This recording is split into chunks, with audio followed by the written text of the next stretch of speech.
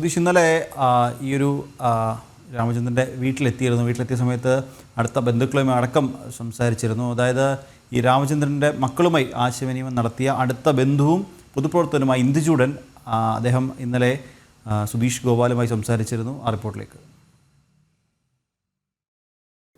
കാശ്മീരിലെ ഭീകരാക്രമണത്തിൽ മരണപ്പെട്ട രാമചന്ദ്രൻ്റെ അടുത്ത ബന്ധുവും പൊതുപ്രവർത്തകനുമെല്ലാമായ ഇന്ദുചൂടൻ നമ്മളോടൊപ്പം ചേരുകയാണ്. അദ്ദേഹത്തിന് ഇതുവരെ ലഭിച്ച വിവരങ്ങളും ഇനിയും തുടർന്ന് എന്തൊക്കെയാണ് ഇതുമായി ബന്ധപ്പെട്ടുള്ള നടപടിക്രമങ്ങൾ എന്ന കാര്യങ്ങളുമെല്ലാം തന്നെ ഇന്ന് ചോദിക്കാം. എപ്പോഴാണ് ഈ മരണവിവരം അറിഞ്ഞത്? ഇന്ന് വൈകുന്നേരം ഒരു 4 മണിയോടെ അറിഞ്ഞത്. അപ്പോൾ തികച്ചും ഞെട്ടലുണ്ടാക്കിയ കാര്യമായിരുന്നു. കാരണം പോകുമ്പോൾ ഇങ്ങനെ സന്തോഷമായിട്ട് പോയിട്ട് വരാമെന്നൊക്കെ പറഞ്ഞ് അങ്ങനെ പോയത്. ഭാര്യയും മകളുടെ കുട്ടികളും ഉണ്ടായിരുന്നു കൂടെ. ഇപ്പോൾ ഭാര്യ നടക്കാനായിട്ട് പോയില്ല, വണ്ടിയിലിരിക്കുകയായിരുന്നു കേട്ടത്. അപ്പോൾ അതിനുശേഷം മകനുമായോ എല്ലാം മകളോട് സംസാരിച്ചു. അപ്പോൾ ഇനി അമ്മയെ അറിയിച്ചിട്ടില്ല എന്ന് പറഞ്ഞു. ഈ കാര്യം അറിയിച്ചില്ല, കാരണം അമ്മയ്ക്ക് ഒരു ബൈപ്പാസ് സർജറി കഴിഞ്ഞിട്ട് അധികമായിട്ടില്ല. അപ്പോൾ അതുകൊണ്ട് അറിയിച്ചില്ല. മകൾ പറഞ്ഞു ആരും അറിയിക്കണ്ട, അമ്മ വീട്ടിലെത്തിയിട്ട് അറിയിച്ചാൽ മതി എന്ന് പറഞ്ഞു. അപ്പോൾ കൊണ്ടുവരാനുള്ള ഇതിലാണ് അവർ. അപ്പോൾ അതിൻ്റെ ഫോർമാലിറ്റിക്ക് വേണ്ടി അപ്പോൾ വളരെ പെട്ടെന്ന് തന്നെ, അധികം വൈകാണ്ട് തന്നെ പെട്ടെന്ന് പോലീസ് പട്ടാളമൊക്കെ അവിടെ എത്തി, ഹെലികോപ്റ്ററിലൊക്കെ വന്നു എന്ന് മോള് പറഞ്ഞു. അപ്പോൾ അതിനുശേഷം അവർക്ക് ഒരു സമാധാനമായത്. ആദ്യം ഫുൾ ഇവാക്യുവേറ്റ് ചെയ്തു. അപ്പോൾ കംപ്ലീറ്റ് സർവൈലൻസ് തുടങ്ങിയിട്ടുണ്ട്.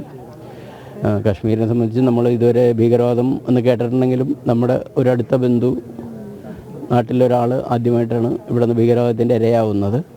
സാധാരണ ഭീകരവാദം എപ്പോഴും വടക്കേ ഇന്ത്യയിലുള്ളൊരു പ്രശ്നമായിട്ടാണ് നമ്മൾ നമ്മുടെ വീട്ടുമുറ്റത്ത് എത്തി എന്നുള്ളത് തിരിച്ചറിഞ്ഞിട്ടില്ല. ആ രീതിയിൽ ഞെട്ടിപ്പിക്കലായിരിക്കും അവരുടെ ഉദ്ദേശം. ശാന്തമായിട്ടുള്ളൊരു, ഏറ്റവും കൂടുതൽ തീർത്ഥാടകർ പോയിട്ടുള്ളൊരു സ്ഥലം കൂടിയായിരുന്നു. തീർത്ഥാടകരല്ല, ടൂറിസ്റ്റുകൾ പോയിട്ടുള്ളൊരു സ്ഥലവും കൂടിയാണ് ഈ ഇപ്പോഴത്തെ നാഷണൽ പാർക്ക് പൽഗാം. അപ്പോൾ അതുകൊണ്ട് വളരെ ഞെട്ടലോടെയാണ് കേട്ടത്. അക്രമത്തിൻ്റെ ഒരു രീതിയെ സംബന്ധിച്ച് എന്തെങ്കിലും പറഞ്ഞിരുന്നു? എങ്ങനെയായിരുന്നു? വളരെ പെട്ടെന്ന് പൈൻ കാട്ടിൽ നിന്ന് ഒരു പുൽത്തകടിയായിരുന്നു. അപ്പോൾ പൈൻ കാട്ടിൽ നിന്ന് പെട്ടെന്ന് അവർ ചാടി വന്നിട്ട് തോക്ക് ചൂണ്ടി ഇതായിരുന്നു. മതം നോക്കി തന്നെ ചെയ്താണെന്നുള്ളതാണ് ആ രീതിയിൽ. പല രീതിയിൽ പിന്നെ അവരുടെ ഉദ്ദേശം ഇങ്ങനെ കമ്മ്യൂണൽ റൈറ്റ്സ് ഉണ്ടാക്കണം എന്നുള്ളതായിരിക്കും ഭീകരവാദികളുടെ ഉദ്ദേശം. പക്ഷെ നമ്മൾ സംയമനം പാലിച്ചുകൊണ്ട് എല്ലാവരും എങ്ങനെയും, കാരണം ഗവൺമെൻറ്റിൽ നമുക്ക് വിശ്വാസമുണ്ട്, പരമാവധി സർക്കാർ അത് നിയന്ത്രിക്കുന്നുള്ളതാണ് നമ്മളെല്ലാം പ്രതീക്ഷിക്കുന്നത്. ഈ മകളും ചെറുമക്കളും തന്നെ അത്ഭുതകരമായി രക്ഷപ്പെടുകയായിരുന്നു. അത് വളരെ ദൈവത്തിൻ്റെ ഒരു അനുഗ്രഹം. ആ 2 പിള്ളേരെടുത്തിട്ട് അവൾ ഓടി എന്ന് പറഞ്ഞ മകള് 6 തലയ്ക്കും തോക്ക് ചൂണ്ടി എന്നാണ് പറഞ്ഞു. അത് അവൾ പറഞ്ഞില്ല. അപ്പോൾ തോക്കെടുത്തപ്പോൾ ഞാൻ ആ പിള്ളേരെ കൊണ്ട് ഞാൻ ഓടി എന്ന് പറഞ്ഞു.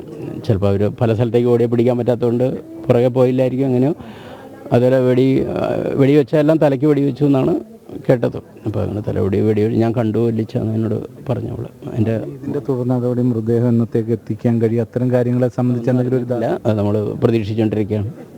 ഗവൺമെൻറ് ഇടപെട്ടിട്ടുണ്ട് നമ്മൾ അതിനോട്. എന്തുതന്നെയും ഇത്തരം ഒരു സംഭവം ആയതുകൊണ്ട് തന്നെ അതിൻ്റെ നടപടിക്രമങ്ങളെല്ലാം വളരെ ഗൗരവതരമായി തന്നെ ചെയ്തു തീർക്കേണ്ടതുണ്ട്. അതിനനുസരിച്ചായിരിക്കും ഈ മൃതദേഹം നാട്ടിലെത്തിക്കുന്ന അടക്കമുള്ള കാര്യം. ഇദ്ദേഹവും മകളുമായൊക്കെ സംസാരിച്ചിരുന്നു. അപ്പോൾ വളരെ അത്ഭുതകരമായാണ് മകൾ രക്ഷപ്പെട്ടതെന്നുള്ള ഒരു പ്രതികരണമാണ് കിട്ടിയത്. വളരെ ഞെട്ടലുളവാക്കുന്നതാണ്. ഏറെ സന്തോഷകരമായി ഈ അവധിക്കാലം ആഘോഷിക്കാനായി, ആസ്വദിക്കാൻ വേണ്ടി പോയതായിരുന്നു. അവിടെ വെച്ചാണ് ഇത്രയും ദാരുണമായ ഒരു സംഭവം ഉണ്ടാകുന്നത്. ഇതിൻ്റെ കാര്യങ്ങളെല്ലാം തന്നെ അവരൊക്കെ കേന്ദ്ര സർക്കാരുമായും എല്ലാം ആലോചിച്ചും അവരുമായി ബന്ധപ്പെട്ടു അവിടെ നിന്നുള്ള നടപടിക്രമങ്ങൾക്കനുസരിച്ച് അറിയിക്കാമെന്നതാണ് അദ്ദേഹം പറയുന്നതും.